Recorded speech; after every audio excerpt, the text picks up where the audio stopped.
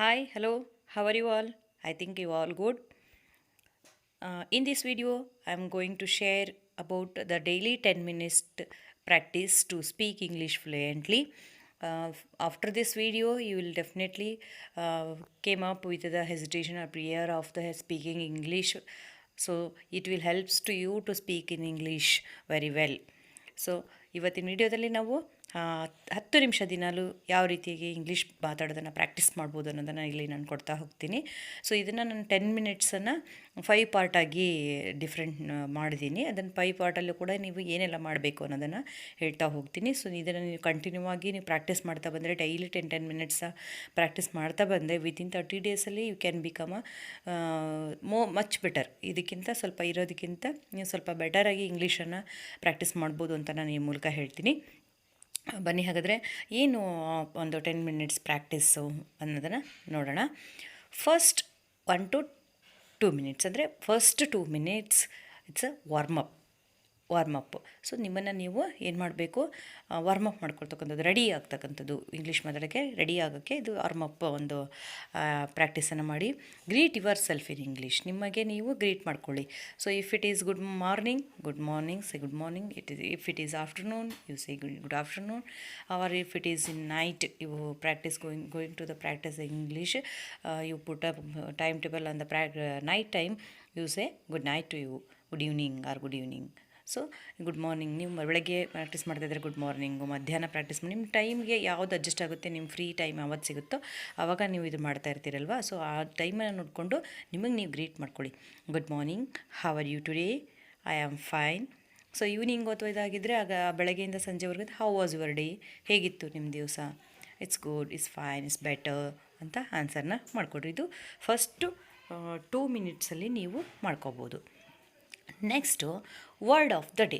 Next 3 to 4 minute. Next 2 minutes ಆಯ್ತಲ್ಲ, next 3 to 4 minutes ಒಂದು word of the ಡೇಯನ್ನು ಮಾಡ್ಕೊಳ್ಳಿ. Word of the day ಪ್ರತಿದಿನ. So ಇದನ್ನು ನೀವು ಬೇಕಿದ್ರೆ ಬರೆದು ಇಟ್ಕೊಳ್ಬೋದು.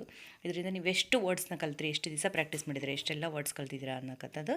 ಸೊ ಒಂದು ವರ್ಡನ್ನು ಒಂದು ಡಿಕ್ಷನರಿ ಇಟ್ಕೊಂಡು ಒಂದು ವರ್ಡನ್ನು ಅವತ್ತು ಪ್ರಾಕ್ಟೀಸ್ ಮಾಡಿರಿ. ಆ ವರ್ಡನ್ನು ಆ 2 ಮಿನಿಟ್ಸಲ್ಲಿ ಹೇಳ್ತಾ ಮತ್ತೆ ಹೇಳ್ತಾ ಅದನ್ನು ನೀವು ಪ್ರಾಕ್ಟೀಸ್ ಮಾಡಬೇಕು. Learn one new word with Kannada meaning. Also ನಿಮಗೆ ಕನ್ನಡ ಮೀನಿಂಗಲ್ಲಿ ಆ ವರ್ಡನ್ನು ಹೇಳ್ಬೋದು. ಫಾರ್ ಎಕ್ಸಾಂಪಲ್ ಕೈಂಡ್, ದಯಾಳು, ಈ ಥರ ಕೆಲವೊಂದು ವರ್ಡ್ಸ್ಗಳನ್ನು ನೀವೇನು ಮಾಡಬೇಕು, ನಿಮಗೆ ಯಾವುದು ಡಿಫಿಕಲ್ಟ್ ಇರ್ತೋ ಅಥವಾ ನಿಮ್ಗೆ ಯಾವುದೋ ಒಂದು ವರ್ಡನ್ನೆಲ್ಲ ಕೇಳಿಸ್ಕೊಂಡಿರ್ತೀರ, ಅದು ನಿಮಗೆ ಗೊತ್ತಿರೋದಿಲ್ಲ ಅಥವಾ ನಿಮಗೆ ಅದು ಏನಪ್ಪ ಅಂತಂದರೆ ಆ ವರ್ಡ್ ಮೀನಿಂಗ್ ಬೇಕಾಗಿರುತ್ತೆ. ಸೊ ಅಂಥ ವರ್ಡ್ಸ್ಗಳನ್ನು ನೀವೇನು ಮಾಡ್ಬೋದು, ಆ ಟೈಮಲ್ಲಿ ಆ ವರ್ಡ್ ಮೀನಿಂಗನ್ನು ನೀವು ಕಲಿಬೋದು ಈ 3 to 4 ಮಿನಿಟ್ ಒಳಗಡೆ. ಸೊ ಫಸ್ಟ್ ವಾರ್ಮಪ್ ಆಯಿತು, next word of the day ಆಯಿತು. ಸೊ ಈಗ 5 to 6 daily use sentences.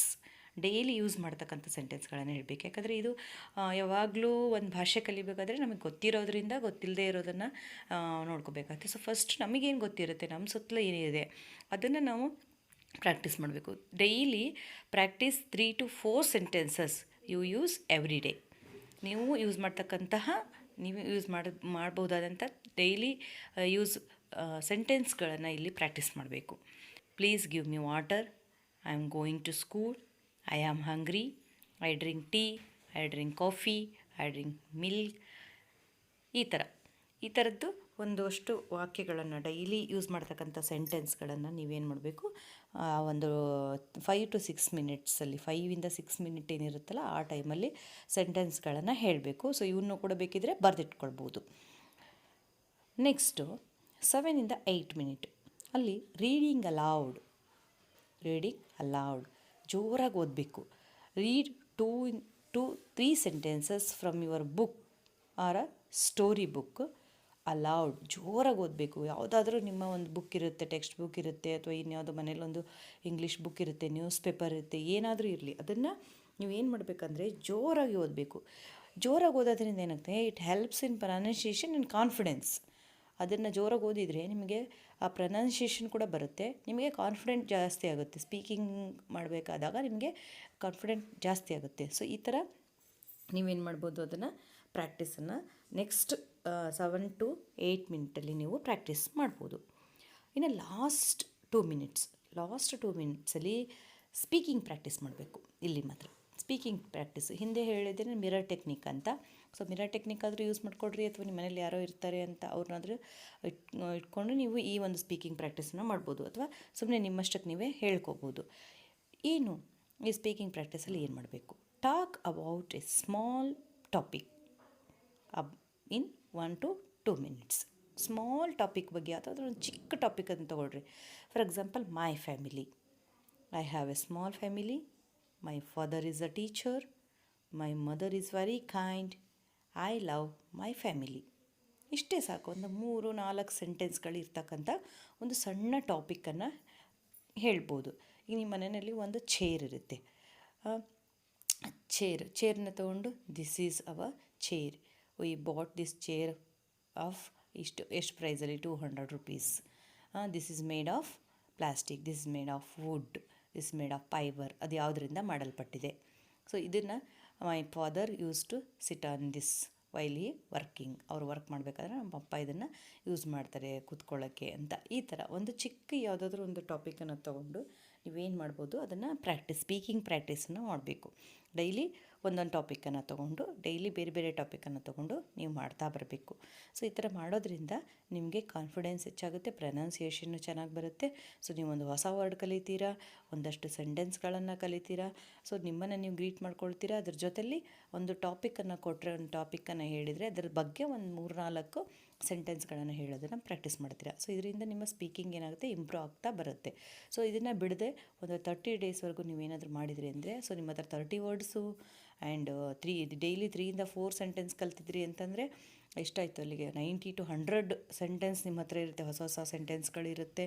And ನೀವು 2-3 ಸೆಂಟೆನ್ಸ್ ಡೈಲಿ ಓದ್ಕೊತ ಬಂದರೆ 100 ಲೈನ್ಸ್ ಇರ್ತಕ್ಕಂಥ ಸ್ಟೋರಿನೂ ಕೂಡ ನೀವು ಆರಾಮಾಗಿ ಓದ್ಬೋದು.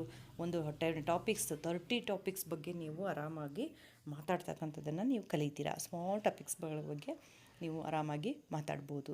ಸೊ ಹೀಗೆ ಪ್ರಾಕ್ಟೀಸ್ ಮಾಡ್ತಾ ಬಂದರೆ 10 minutes ಟೆಕ್ನಿಕನ್ನು ಯೂಸ್ ಮಾಡಿದ್ರಿ ಅಂತಂದರೆ, 10 minutes ಇಂಗ್ಲೀಷ್ ಪ್ರಾಕ್ಟೀಸ್ ಟೆಕ್ನಿಕನ್ನು ಯೂಸ್ ಮಾಡಿದರೆ ನಿಮ್ಮ ಇಂಗ್ಲೀಷ್ ಯಾವುದೇ ಕಾರಣಕ್ಕೂ ಫೇಲ್ ಆಗೋಕ್ಕೆ ಸಾಧ್ಯ ಇಲ್ಲ.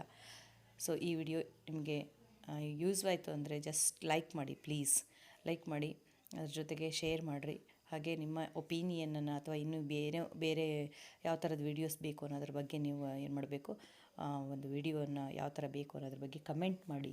ಹಾಗೆ ಇನ್ನೂ ಏನಾದರೂ ಸಬ್ಸ್ಕ್ರೈಬ್ ಆಗಿಲ್ಲ ಅಂದರೆ ದಯವಿಟ್ಟು ಸಬ್ಸ್ಕ್ರೈಬ್ ಆಗಿ. Thank you so much.